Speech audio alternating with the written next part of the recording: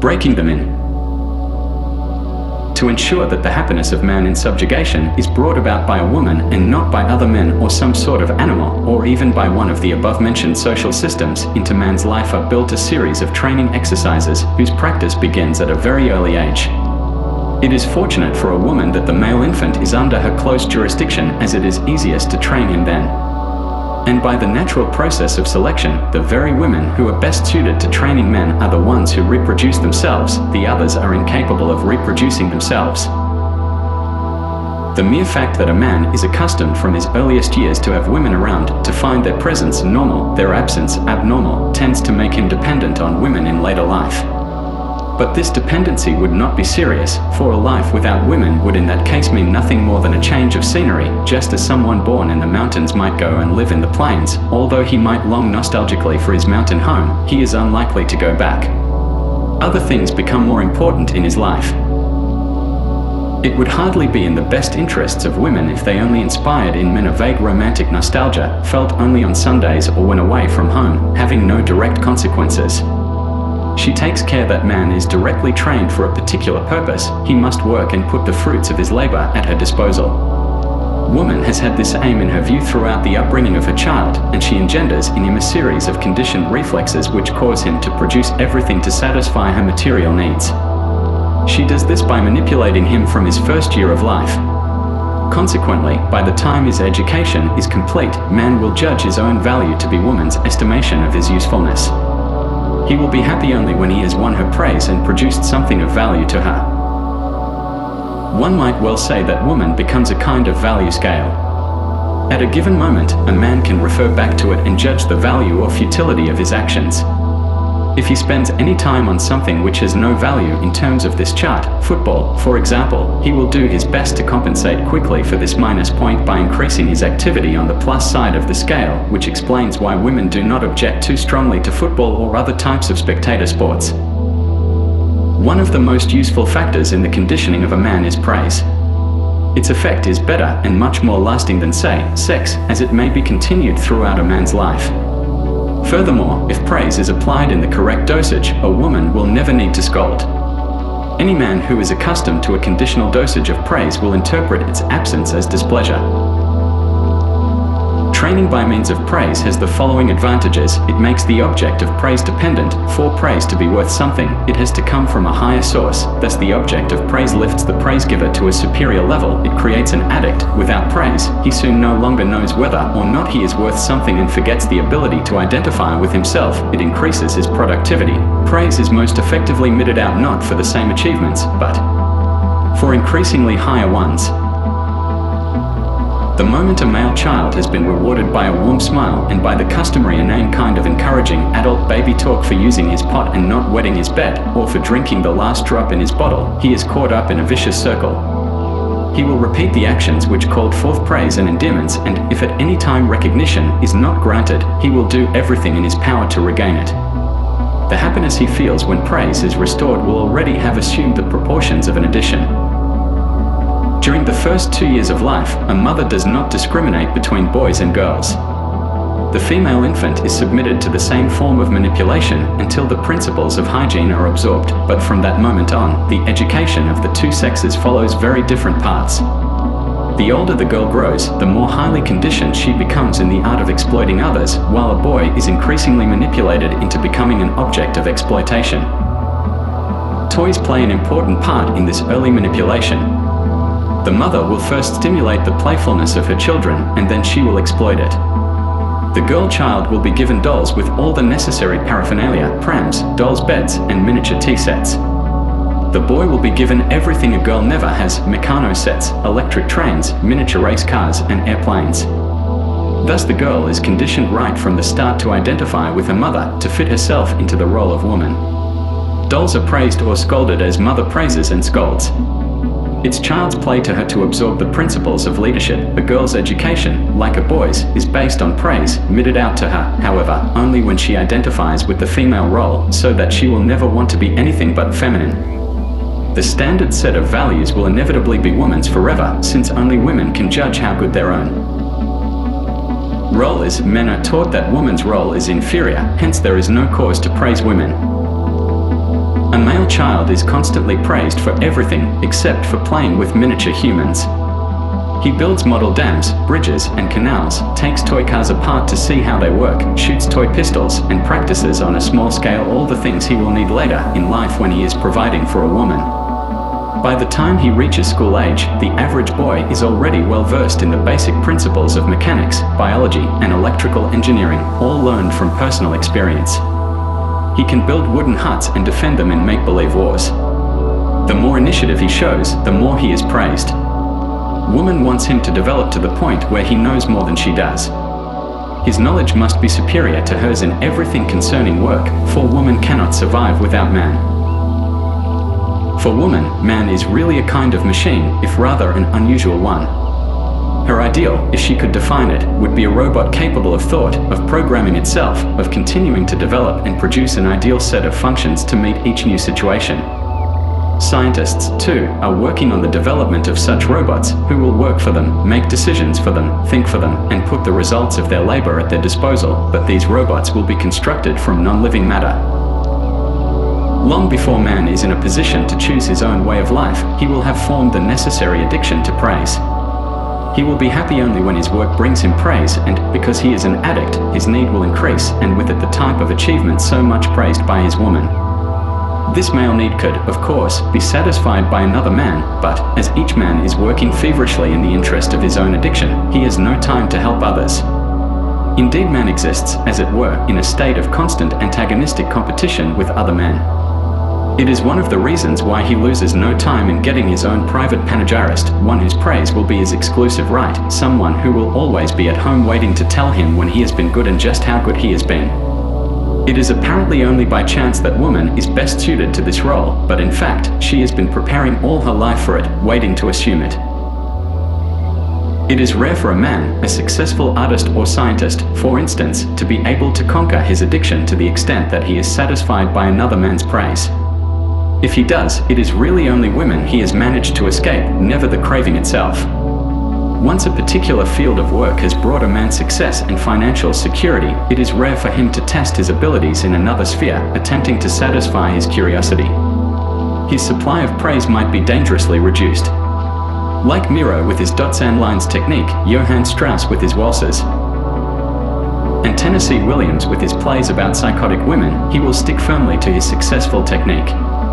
The risk of attempting to be the measure of his own success is too great for him to take. One is even tempted to think that there can be nothing very positive about an artist's so-called personal style. Take a man like Beckett. For 20 years he has produced a series of Godot replicas, and surely not for pleasure. After all, he is an intelligent man. He avoids risk the way an alcoholic avoids a cure. Yet if only he could free himself from his conditioned behavior, he would probably do something quite different. Perhaps he might design planes, the reliable construction of his plays hints at a scientific talent, or grow rare plants. He might even, perhaps, just once, write a comedy. Surely so much success is bound to drive away the depths of despair, a comedy perhaps, one in which a woman is buried to her waist in a mound of earth, looking for a toothbrush, as in Happy Days. It might even turn out to be a success with the public. But no, the risk is too great for a carefully manipulated man. Better go on writing plays about the absurdity of the vital instinct, then, at least, he can be certain of praise. Manipulation by means of self-abasement. A critical man might well say that women have no self-respect. If they had, they would never admit the incredible extent of their ignorance as happily as they do. How easily man forgets that his own standards of honor, pride, and dignity are all instilled in him by women, and that the very masculinity of which he is so proud is but a sign of successful manipulation. No credit goes to him at all. Any psychology textbook will tell us that a child's ability to achieve something is best enhanced by giving that child self-confidence. This, however, is not something he can acquire by himself. He is born into a society on which he is dependent for everything, a society in which his own powers are insufficient to get what he wants unaided. So, as a woman's first interest lies in creating an adult capable not only of providing for himself, but for others as well, it is of utmost importance to instill self-confidence in this youth. She starts by minimizing the dangers of life, insofar as she herself is aware of them. She closes his eyes to the possibility of death, or promises him eternal life as a reward for being good, that is, by her standards. She tries as hard as she can to give him a sense of imbecile optimism that will best prepare him for manipulation and for life in general. As we have already seen, praise is one of the best ways of inducing self-confidence and of enhancing productivity. There is another method which is as effective, self-abasement on the part of a woman. If a woman were not superior to a child, at least in the early stages of his development, the human race would cease to exist. A good mother will take the greatest care, however, never to let this fact impede her child's development. She does not want to turn the tables on herself and keep the boy tied to her apron strings for longer than necessary. As soon as possible, she will try to give a male child a sense of superiority toward herself, a kind of advance against achievements to come. This gives him his first experience of confidence. She may even go one step further and deliberately pretend to be less intelligent than she is, giving him a head start he will never lose. This, of course, is providing he grows up to be a proper man, and she will take care of that. As the value of woman in society is not measured by intelligence but by completely different standards, in fact, there are no standards, man needs her, and that is enough. She may be as stupid in appearance or in reality as suits her convenience. This is something women have in common with the wealthy. Who cares if they are intelligent, so long as they are rich? If Henry Ford II had the intellectual capacity of one of Tiffany's lady customers, he would be no less socially acceptable. Only his chauffeur cannot afford to be stupid. Like a millionaire, a woman can take any risk, and it can justly be said that all the risks she takes are sure things, without hurting herself at all. In other words, a woman can be as stupid as she wants to be. In spite of this, a man will take care of her and will not give up her company. The formula for this female conspiracy could not be simpler. It is masculine to work, feminine to do nothing. And men are so lucky to be men. They are strong and free, while women, weak as they are tied to the home by the burden of bearing children. They are simply not made for any valuable kind of work.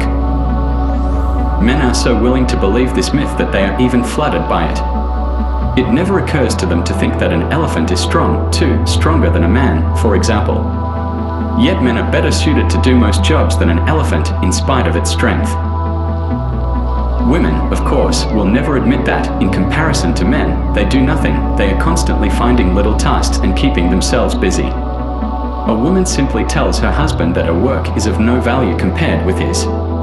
She implies that all the inane, pointless busywork she indulges in, such as ironing, baking, beautifying the house, all those little jobs that take up her day, is necessary for the family's comfort. He is meant to think himself lucky to have a wife who will perform these menial tasks for his sake. And since men are completely unaware that women actually enjoy such jobs, they do think themselves lucky. Thanks to women, everything is labeled masculine or effeminate, worthy or unworthy. By imbuing all they do with sentimental and emotional values to such a degree that no one can remain unaffected by them, women have created for themselves a fool's paradise. Whatever they do is pointless compared with male achievements. And since they say so themselves, why should men quibble? Of course, if men really wanted to, they could destroy this tissue of lies and replace the terms masculine and effeminate with hard and easy. For most work done by men is hard, whereas housework is always easy. With the machines invented for this purpose by men, the work for a household of 4 persons is easily done in 2 hours each morning. Anything else a woman chooses to do with her time is superfluous, for her own amusement, and serves to maintain the idiotic status symbols of her clique: lace curtains, flower beds, brilliant polish. If this is called work, then it is nothing more than a shameless, expedient lie. Housework is so easy that in psychiatric clinics it is traditionally performed by those patients who have become so feeble-minded that they are no longer suited to other kinds of work. If women complain that they are not paid extra wages for this work, they demand very little. About the wages of a motor mechanic, it is only a further proof of how attractive this work is to them. Furthermore, such demands are short-sighted, since they may one day lead to an actual evaluation of women as a workforce with commensurate wages. That would reveal to what extent they live, at man's expense, beyond their means. Still, man has been accustomed to female terminology since childhood, and he has no desire to undermine it. He needs the feeling of doing something great when he supports a woman. He needs to feel a woman could not do his work. Without this conviction, the monotony of his own life would drive him mad. He is only to feel for a second that a woman could do his job as well as he can, and he will double his own efforts at once. From time to time, as she sees fit, a woman might wish to create this impression so that the customary distance between himself and the weaker sex is maintained and his self-confidence restored. It is simple to analyze this vicious circle. Women invent rules, manipulate men to obey them, and so dominate the male sex. Of course, these rules in no way apply to women themselves. The male sense of honor, for example, is a system invented by women who loudly exempt themselves from it. They renounce the concept of honor and, as a result, manipulate men. In a recent television series, The Avengers, there was a scene in which two antagonists were facing each other across a billiard table, a pistol in front of each other them. It was agreed that to give them each an equal chance, they should count aloud up to 3 and then shoot. The hero, however, grabbed his pistol and fired at the count of 2, thus saving his own life. He chose to remain outside the system and was therefore in a position to manipulate the other who, although in mortal danger, preferred to stick to a system approved by society rather than to use his own judgment. By making her own work appear degrading and contemptible, woman brings man to the point where he will undertake all the other tasks, in other words, everything she does not want to do.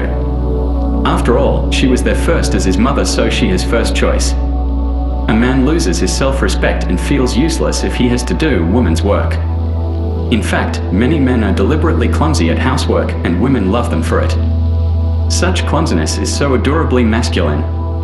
If a man is capable of sewing on his own button and does so, he really is not a proper man at all. There must be something wrong with him if he pushes the vacuum cleaner around the house.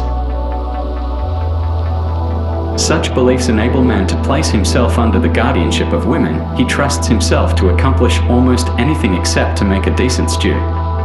And so he allows himself to be driven away from the most unexacting place of work in the world without a murmur of complaint. Only after a certain amount of manipulation, when there is no longer any danger, will he be permitted to lend a hand in the house. Even then, woman always gives strict orders because he really does not understand about such things. He will always feel vaguely humiliated by a job of this nature, and therefore will never notice how much more agreeable it is than his own. To avoid having to exert effort, all a woman has to do is heave a sigh and indicate that she, as a woman, is simply not capable of the task. If she merely hints to a man, preferably with witnesses present, that he drives so much better than she does, she has found herself a chauffeur for life. Look at the highways, they are full of women being driven by their husband chauffeurs. A woman will say that she cannot possibly, as a woman, go to a cafe or a theater or a restaurant by herself. There is no rational explanation for this. Women are served equally well or badly whether alone or accompanied by men. And if she doesn't want to be accosted, why does she dress to make herself so conspicuous? No, instead she will get herself a flunky who will drive her to the entrance as if she were royalty, fight for a table, order her dinner, entertain her, and finally pay the bill. When a woman claims politics are too difficult for her to understand, there will always be a man ready to plow through the newspapers, study political journals, listen to protracted television discussions, sift other men's theories, and, behold, when the time comes to vote, he presents her with an opinion. So, armed with his conclusion as to what is best for his, hence also her, position in life, off she goes to register his choice. In that way the election result is not in jeopardy. The alternative might mean the end of her personal well-being. Although she might not understand what politics are about, she is shrewd enough to realize this. One of the most fantastic flowers of this manipulation through self-abasement is the life of a well-to-do woman today, living comfortably in some pleasantly situated suburban ranch house. Surrounded by children, dogs, other women, by every possible kind of labor-saving device, equipped with television sets and second cars, she will tell her husband, possibly a lawyer or engineer, what a lucky man he is, what a fulfilled life he leads, while she, as a woman, is constrained to lead a life unworthy of a human being. She says this to the man who has paid for all that trash with his life, and he believes her. In the Bible it is said that Eve was created from Adam's rib. She is a copy, therefore a species of a lower order, yet another example of manipulation through self-abasement. Can anyone doubt that at some stage in history this story was invented by a woman? She herself did not write it down, a man did this for her, since her ability to write is a comparatively recent skill. A dictionary. Constant self-abasement in the presence of men has led women to develop a secret language which other women understand but is incomprehensible to men, since they take it literally. It would, therefore, be a great advantage to men to hold the key to this code and so create a sort of dictionary for themselves. Then, whenever they heard a standard phrase, they could decipher its real meaning. Here are a few examples with a translation into male language. Coded: a man must be able to protect me. Meaning a man must be able to spare me from all forms of discomfort. What else could he protect her from? Robbers. An atomic bomb. Coded: I need a man to make me feel secure. Meaning above all, he must keep his money worries to himself. Coded: I must be able to look up to a man. Meaning to be a possible candidate as a husband, he must be more intelligent, responsible, courageous, industrious, and stronger than I am. Otherwise, what purpose would he serve? Coded: of course I would give up my career if my husband asked me. Meaning once he is earning enough money, I'm never going to work again. Coded: the only thing I want in life is to make him happy. Meaning I will do everything in my power to stop him from knowing how much I exploit him. Coded: I will never bother him with my trivial problems. Meaning I'll do anything rather than keep him away from his work. Coded: I am there for him alone. Meaning no other man has to work for me. Coded: in future I shall devote my life to my family. Meaning I'm not going to lift another finger for the rest of my life. It's his turn now. Coded: I don't believe in women's liberation. Meaning I'm not such a fool. I'd rather let a man do the work for me. Coded: after all, we are living in an age of equality. Meaning if he thinks he can order me about because he earns money for me, he's sorely mistaken. Coded: I'm so bad at doing things like that. Meaning that's a job he will have to do. What's he there for, anyway?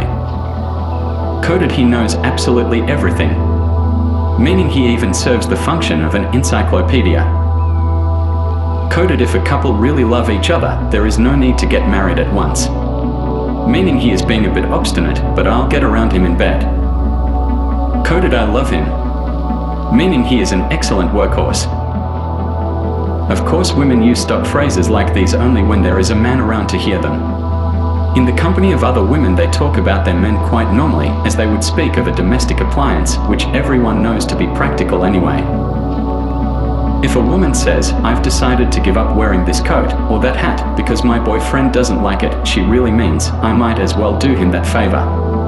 He's doing everything I want anyhow.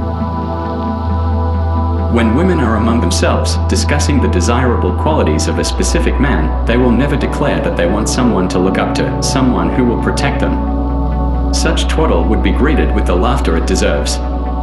They are more likely to say they want a man with such and such a job. Jobs are synonymous with income level, old age pensions, widows' endowments, and the ability to pay high life insurance premiums. Or a woman might well say, the man I'm going to marry must be a little older than I, at least half a head taller, and more intelligent.